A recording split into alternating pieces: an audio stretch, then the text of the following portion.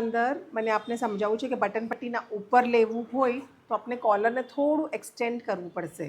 તો મેં હમણાં તમારે પ્રેક્ટિકલ કોલરને કેવી રીતના લગાવવાનું છે એક્સપ્લેન કરું છું. એના પછી મેં તમારે એને સ્ટિચ કરીને બતાવીશ. So now you have to concentrate on the collars જે બટન પટ્ટી કરવાની છે.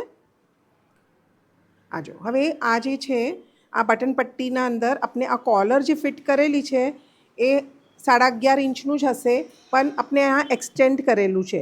અહીંયા કોલરને એક્સટેન્ડ કરેલું છે, અહીંયા સુધીનું નથી કોલર. આપણે આ બટન પટ્ટી તક લીધેલું છે એટલે આપણે 1 ઇંચ એક્સટેન્ડ કરવું પડશે. એ હિસાબથી અમે 1 ઇંચ મોટો કોલર આપેલો છે તમારે. હવે એને આપણે પ્રેક્ટિકલ કેમ બનાવવાનું છે એ મેં તમારે સ્ટિક કરીને બતાવું છું. બટન પટ્ટી રેડી છે. હવે આ બટન પટ્ટી ત્યાં સુધી કોલર આવવું જોઈએ એના વાસ્તે અમે થોડું એને મોટું કાપેલું છે. 11.5ના બદલે થોડું એક્સટેન્ડ કરેલું છે. હવે આ કોલરના વાસ્તે સિલાઈ સાથે કપડું મૂકેલું છે અને આપણે એ 2 કટ કરવાના છે, 1 and 2, એક બહાર અને એક અંદર. અને એને સ્ટિફનેસના વાસ્તે તમે પેપર કેનવસ નહીં તો પછી સોફ્ટ કેનવસ યુઝ કરી શકો છો.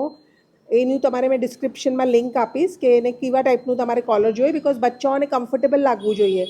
અગર વધારે સ્ટિફ હશે તો કમ્ફર્ટેબલ નહીં લાગે, એટલે સોફ્ટવાળું ફેબ્રિક લઈને તમારે કોલરમાં યુઝ કરવાનું છે. તો હવે આ જે છે અમારી આ રેડી કોલર બનવાની છે. અહીંયા સિલાઈ છે, यहाँ બી સિલાઈ છે અને यहाँ બી સિલાઈ છે. હવે આ જે છે આપણે ફોલ્ડના ઉપર મૂકેલું છે. હવે આને આપણે સ્ટિક કરવાનું રહેશે.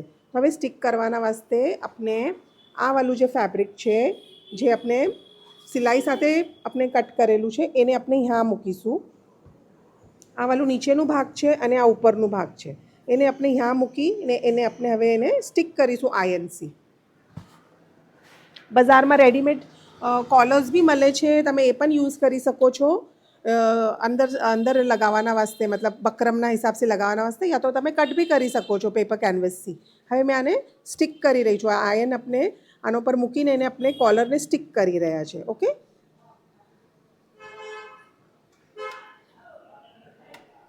આ જે છે ઉપર માર્જિન મૂકેલી છે અમે કપડામાં. મેઇન કોલર આપણો આમ બનશે. સિલાઈ આપણે મૂકેલી છે અલગથી. મેં માર્જિનનું તમારે નિશાની આપેલી છે, આપણે સિલાઈ મૂકેલી છે. હવે આપણે શું કરેલું છે, આ કોલરને આપણે સ્ટિક કરી દીધો. હવે આનાથી આપણું કોલરમાં સ્ટિફનેસ આવશે. હવે આપણે આને સ્ટિક કરી દીધો અને પછી આપણે જ્યારે સ્ટિચ કરીશું એને સીવીશું આના સાથે, તો એને આપણે આવી રીતના અટેચ કરીશું.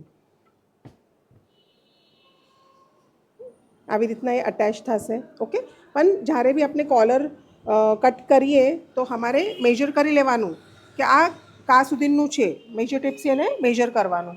જે મેજરમેન્ટ છે એ દેખો, યहाँથી यहाँ तक, યहाँથી સીવાશે ને પાવ ઇંચ છોડીને, તો આ તમારું આ બાજુ આવશે 2.5 ઇંચ પર આવશે. અહીંયા 2.5 ઇંચ પર આવશે અને યहाँથી પછી આ यहाँ સ્ટિચ થશે. એટલે यहाँ નહીં થાય, यहाँ સ્ટિચ થશે. એટલે આપણે આને આવી રીતના મેજર કરીશું કે આપણું કાર સુધી આપણું સ્ટિચ થઈને આવશે. આ 6.5 તક આવશે અને આ એક્સટેન્ડ થશે એટલું, આ કોલર એટલું એક્સટેન્ડ થશે. તો એ બધું આપણે ચેક કરી લેવાનું અને પછી એને અટેચ કરવાનું છે. તો એ હિસાબથી અમારું ત્યાંનું જે મેજરમેન્ટ છે, અહીંયા મેજરમેન્ટ પર આનું માર્કિંગ આપવાનું છે.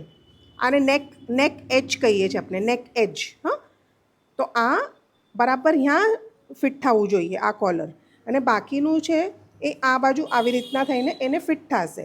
આ કપડું લૂઝ છે તો આને ખેંચવાનું નહીં. આ કોલર જે છે એ સ્ટીફ હોય છે, તો આ કોલરને આના સાથે ટેક કરવાના વાસ્તે આને થોડું ઢીલા હાથથી લગાવવું પડશે. આને એકદમ ખેંચીને લગાવશો તો 1 ઇંચ કોલર મોટું થઈ જશે.